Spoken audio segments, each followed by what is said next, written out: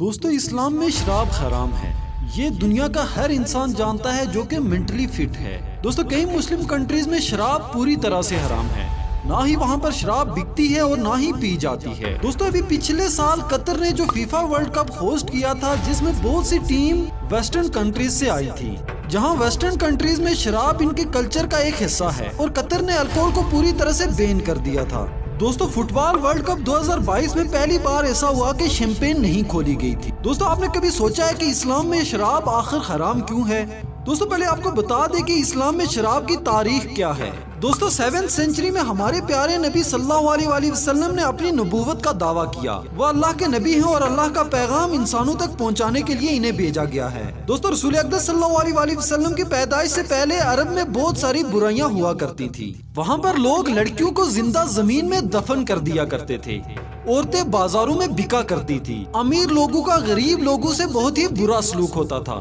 اور ایسی بہت سی برائیاں تھی جسے کرنے میں لوگ اچھا محسوس کرتے تھے، اور ان میں ایک برائی شراب بھی تھی۔ دوستو اس وقت شراب لوگوں کی زندگی کا ایک اہم حصہ ہوا کرتی تھی، اور پھر جب رسول اقدس صلی اللہ علیہ وسلم نے نبوت کا دعویٰ کیا تو اس کے بعد آپ صلی اللہ علیہ وسلم نے اللہ کا پیغام لوگوں تک پہنچانا شروع کر دیا، اور آہستہ آہستہ لوگ اسلام کی طرف آتے گئے۔ دوستو لوگ مسلمان تو ہو جاتے ہیں مگر ساتھ ساتھ شراب بھی پیتے ہیں، کیونکہ اس وقت تک لوگوں کو شراب کے حرام ہونے کی کوئی بات نہیں بتائی گئی تھی۔ اور پھر اس کے بعد قرآن کی ایک آیت نازل ہوتی ہے جس میں لوگوں کو بتایا جاتا ہے کہ اے نبی صلی اللہ علیہ وسلم، یہ آپ سے جوئے اور شراب کے متعلق پوچھتے ہیں، کہہ دیجئے کہ ان دونوں کے اندر بڑے گناہ ہیں، کچھ لوگوں کے لیے فائدے بھی ہیں مگر برائی فائدے سے زیادہ ہے۔ دوستو اس وقت شراب کو برائی قرار دیا گیا تھا مگر ابھی بھی شراب کو حرام نہیں بتایا گیا تھا، اس کے باوجود لوگ شراب پیتے رہتے کیونکہ شراب کو باقاعدہ سے حرام نہیں قرار دیا گیا تھا۔ اور اس کے بعد پھر پیغام آیا کہ اے ایمان والو، اگر تم نشے کی حالت میں ہو تو نماز کے لیے نہ جاؤ، یعنی کہ ابھی بھی لوگ شراب پی سکتے تھے مگر شراب پی کر لوگ نماز نہیں ادا کر سکتے تھے،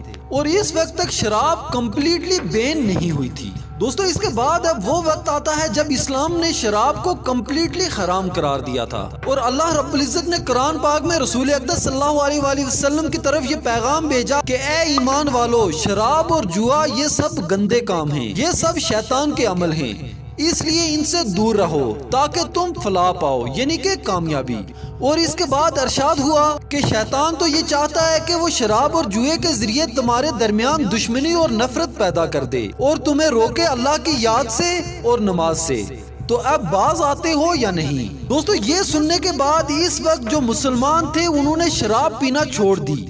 یہاں تک کہ جب لوگوں نے یہ سنا کہ شراب حرام قرار دی گئی ہے تو جن کے گھر میں شراب تھی انہوں نے اپنے گھر سے شراب پھینک دی، جس کے منہ میں شراب تھی اس نے تھوک دیا، اور جو شراب پی چکا تھا وہ اس کے پیٹ میں جا چکی تھی۔ اس نے یہ سوچ کر الٹی کر دی کہ ہو سکتا ہے کہ شراب حرام ہونے کا حکم پہلے آ چکا ہو اور مجھے بعد میں پتہ چلا ہو، تب تک میں نے یہ شراب پی لی ہو، اور اس کے بعد شراب کو مکمل طور پر حرام قرار دے دیا گیا اور پھر کمپلیٹلی اس پر بین لگا دیا گیا، یعنی کہ اب کوئی بھی مسلمان شراب کو ہاتھ بھی نہیں لگا سکتا۔ دوستو شراب کو اس وجہ سے حرام قرار دیا گیا کیونکہ شراب میں زیادہ تر نقصانات تھے، اور شراب پی کر نشے کی حالت میں کوئی بھی شخص آپے سے باہر ہو جاتا ہے، اس لیے اسلام نے اسے حرام قرار دیا، اور تب سے لے کر آج تک مسلمان شراب نہیں پیتے۔ دوستو آج کے لیے بس اتنا ہی، امید ہے کہ آج کی یہ ہماری انفارمیٹو ویڈیو آپ کو پسند آئی ہوگی۔ مزید ایسی انفارمیٹو ویڈیوز کے لیے ڈیجیٹل پٹھان یوٹیوب چینل کو سبسکرائب کریں۔